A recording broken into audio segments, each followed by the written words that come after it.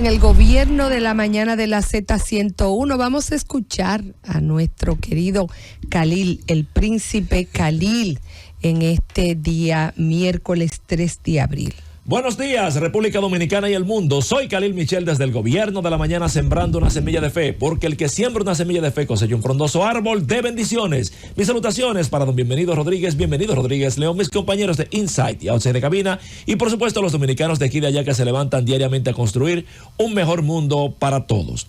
Dominicanas, dominicanos, no puedo negarles que los acontecimientos que se han acaecido desde el día de ayer en República Dominicana con la pérdida simultánea en un mismo día de 2 miembros del Congreso Nacional, Cámara Alta, Cámara Baja, en la persona del último Alfredo Pacheco y del primero José del Castillo, de sus respectivos hijos, pero sobre todo la pérdida de 2 hombres, 2 humanos, 2 hermanos que pierden a sus hijos.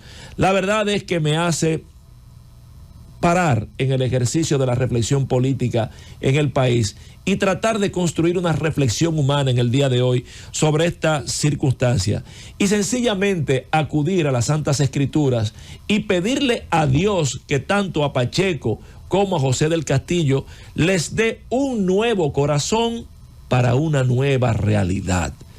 Y me explico, miren, la primera vez que yo tuve noción con lo que era alguien perder como padre un hijo fue con un hermano entrañable de mi alma, Joaquín Medina, quien murió de forma trágica hace justamente en el mes de junio, 30 años, hijo de Zoila Martínez de Medina, que fue ex procuradora fiscal del distrito, cónsul plenipotenciario en Japón, una figura importante del quehacer político balaguerista del país. La primera defensora del pueblo también, correcto, Julieta, mi familia querida. Y siempre me preguntaba cómo eso impactó a esa familia y cómo destruyó incluso hasta parte de mí porque era mi mejor amigo. Y cuando vi lo que pasó, y ya lo mencionaba hace un momentito Susana, con Wilson Acosta, el padre de Yaneli Hilario, que fue matada a puñaladas, siempre revive en mi mente ese momento de lo duro que es para un padre perder a su hijo. Porque yo particularmente tengo 5 hijos y mi vida no es mía. Mi vida es de ellos y está repartida de manera completa en cada uno de ellos. No puedo imaginar de qué manera puede vivirse con un dolor tan grande como la pérdida de un hijo. Entonces, en el caso que nos ocupa, hablamos de Wilson Acosta, Alfredo Pacheco y José del Castillo. 3 tragedias distintas, pero 3 dolores iguales. En ese contexto, lo primero que quiero establecer son mis palabras de solidaridad absoluta con José del Castillo y Alfredo Pacheco. A José espero verlo en las próximas horas. A Pacheco ayer lo fui a ver inmediatamente, me enteré de la circunstancia, a la Cámara de Diputados. Allí vi a este hombre que para mí es un ejemplo de superación, un ejemplo de político, un ejemplo de dominicano, con el que usted puede estar de acuerdo o no, pero que es un gran servidor público y un hombre de una dimensión de compromiso con los mejores intereses del país. Y vi a ese hombre lastimado en lo más hondo de su corazón por la pérdida de su hijo mayor. Allí estuvo rodeado de la solidaridad de la mayoría de diputados, de todas las bancadas, de todos los colores, políticos, empresarios, amigos, hermanos, fueron allí a prestar solidaridad a Pacheco, pero independientemente del acompañamiento de este hombre grande, en él veía la soledad del dolor por haber perdido a su hijo. Ante eso me lleva a la interpretación de los componentes que generan esta circunstancia en los 3 casos que he relatado. Mi solidaridad con esos 2 padres, amigos y hermanos. Primero, el padre. Segundo, el hijo. Tercero, la situación. El padre, uno como padre, y usted, dominicano que me escucha, quiere lo mejor para sus hijos porque entiende que los hijos son una propiedad que Dios nos legó. Que todos nuestros sentimientos, si somos realmente padres, y no solamente los que preñamos, sino padres, en verdad está comprometida con la vida de esos hijos. Pero en verdad se nos olvida que así como hoy decimos murieron los hijos de, esos hijos de son individuos. Y son personas a las que Dios también dotó del libre albedrío y que eso genera una condición de independencia que en verdad lo que podemos hacer con los hijos es darles orientación, amor y cuidado, pero al final es una vida que ellos viven. La situación de la mala fortuna, de la calamidad, en uno y en otro caso puede tocar. En este momento la suerte aciaga les tocó a Pacheco, a José del Castillo y al papá de la niña. Pero mañana te puede tocar a ti también.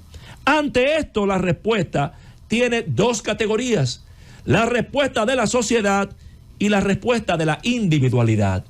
La respuesta de la sociedad, y me siento complacido en gran medida por ver la solidaridad de la sociedad dominicana con estos tres casos, pero sobre todo con Pacheco y con José del Castillo.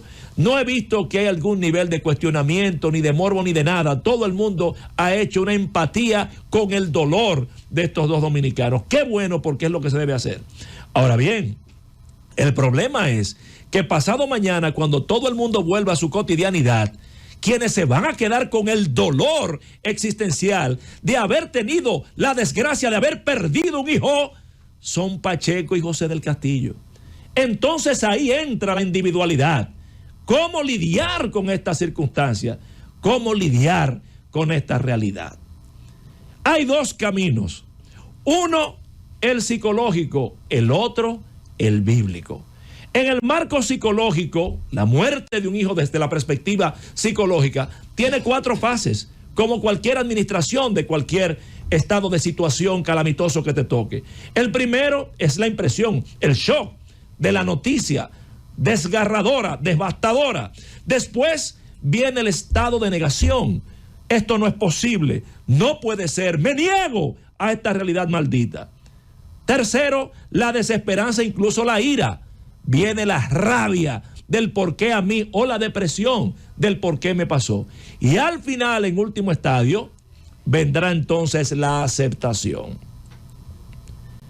Es una vía posible. Sin embargo, lidiar con algo tan grande como la muerte de un hijo, yo creo que está más comprometido con la ayuda de Dios sanador en su poder omnisciente que cualquier nivel de articulación psicológica que se puede establecer. Y ahí entonces abordo la muerte de un hijo desde el punto de vista bíblico. Si bien es cierto que Dios es omnipresente y omnipotente, ¿por qué permite Dios que muera un hijo de alguien? Sea por accidente, por enfermedad, por lo que fuera, ¿por qué lo permite? Si se establece que no caerá la hoja de un árbol, si no es gracias a su voluntad. ¿Cómo puede Dios permitir un dolor de esta dimensión? Hombres de la dimensión de Job, o como el profeta Habacuc, cuestionó esto también. Lo remito a Habacuc, capítulo 1, versículo del 1 al 3, que decía, por ejemplo, la profecía que vio el profeta Habacuc. La profecía que vio el profeta: ¿hasta cuándo, oh Jehová, clamaré y no oirás, y daré voces a causa de la violencia y no salvarás?